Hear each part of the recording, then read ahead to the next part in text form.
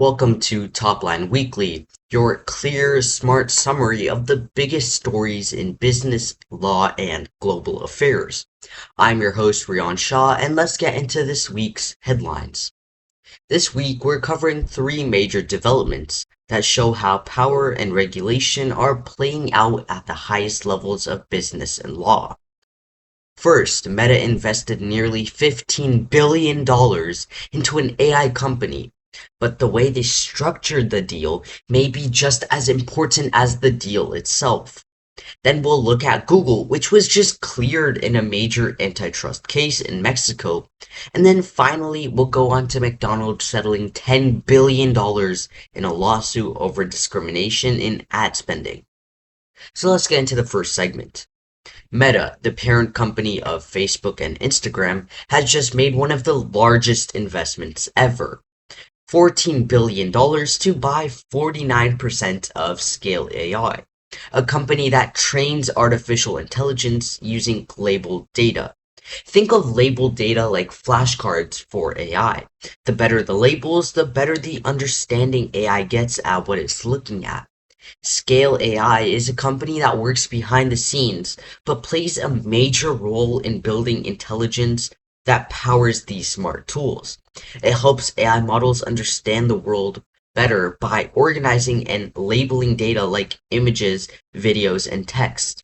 For example, if you want an AI to recognize a cat, you'll need to show thousands of labeled images saying that this is a cat. And that's what Scale AI helps do. Meta's deal gives access to Scale AI's tools and data, both critical resources if Meta wants to compete in the AI space. But what makes this deal controversial is how it was structured.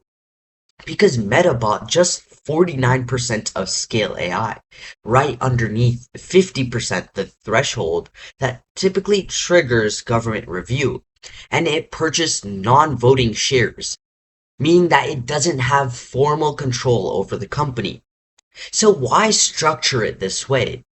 It's because in the US, if a company takes control of another by either owning more than 50% or having voting power, regulators like the Federal Trade Commission automatically take a closer look. And so just by staying underneath the limit, Meta avoids this automatic review completely. And so with some lawmakers and the industry experts are quite worried that this strategy to gain influence without being completely transparent, even if Meta doesn't officially control Scale AI, it may gain a powerful access to its data, tech, and talent. Google, who's a major customer of Scale AI, immediately ended its relationship with the company after the deal, likely to avoid giving Meta visibility into its own data pipelines. So why does this matter? This deal is just way more than AI. It's about tech giants expanding their power and how sometimes in ways they can slip past the regulators. So as AI becomes more powerful and important, these companies that control the best data and tools will lead the future of technology. And if these companies aren't properly checked, it could lead to unfair advantages and less innovation. Think of this as a student competition. Imagine a team finds a loophole to use extra resources without technically breaking the rules and they get ahead. And no one can stop them unless the rules change. And that's what critics think Meta is doing, playing the game cleverly, but not necessarily fairly. The bigger question here is how about the rules and responsibility? If laws can't keep up with how fast technology is moving, companies like Meta are allowed to do whatever helps them to win. And what does that mean for fairness, competition, and the future for innovation? All right, let's move on to segment two now, where Google was cleared in Mexico's antitrust probe. So Google has just recently been cleared in a major antitrust case in Mexico. For the past few years, Mexico's competition regulators have been investigating whether Google unfairly controlled the digital advertising market, a market that generates billions of dollars globally. The concern was, did Google use its power to pressure advertisers into only using Google's own tools and platforms while making it harder for smaller competitors to survive? If proven, this could have resulted in a fine worth hundreds of millions of dollars. But after reviewing the case, Mexico's Federal Economic Competition Commission said that there just simply wasn't enough evidence to support this claim. They concluded that advertisers were not being forced to use Google services alone, and there were other options available in the market. Google praised the decision, saying that it showed that their advertising services are chosen by businesses because they work, not because of unfair pressure. So why does this matter? Because Google avoided penalties in Mexico, the company is still facing similar battles in other countries. In the United States, the DOJ, or Department of Justice, is continuing to pursue antitrust cases against Google, sorry, and European regulators are also taking action.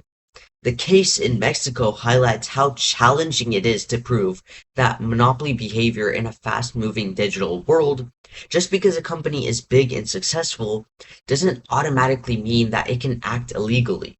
But when one company controls most of the market, it raises many red flags. So let's compare this to a school. Imagine there's only one tutor that almost everyone uses for math help, and that tutor is extremely good, but they only have access and they also have access to every student's test schedule, homework, and teacher preference.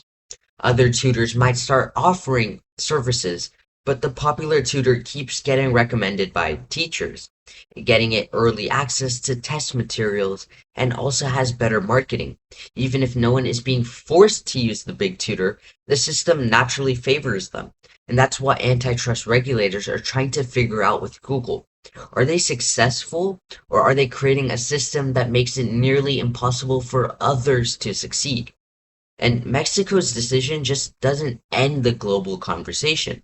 It simply shows how complex and difficult it is to balance success with fairness in the digital economy.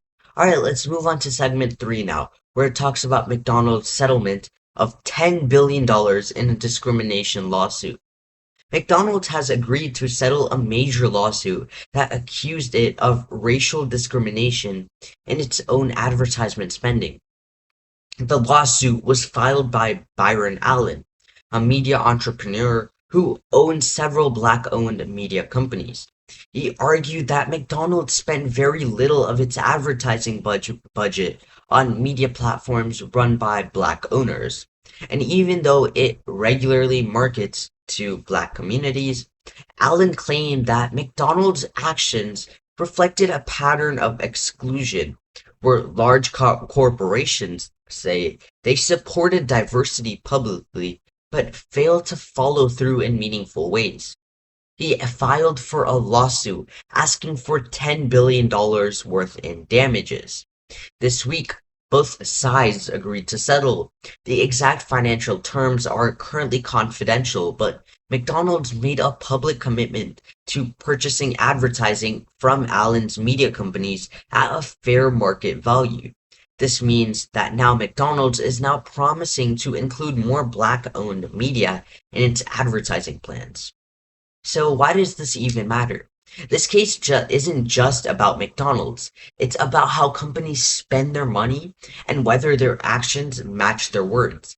Many corporations have made promises about supporting diversity, especially after global protests in 2020. But lawsuits like this test whether these promises are even being kept. Allen's legal action pushed back a global brand to make a change, showing that legal and public pressure can lead towards real business reform.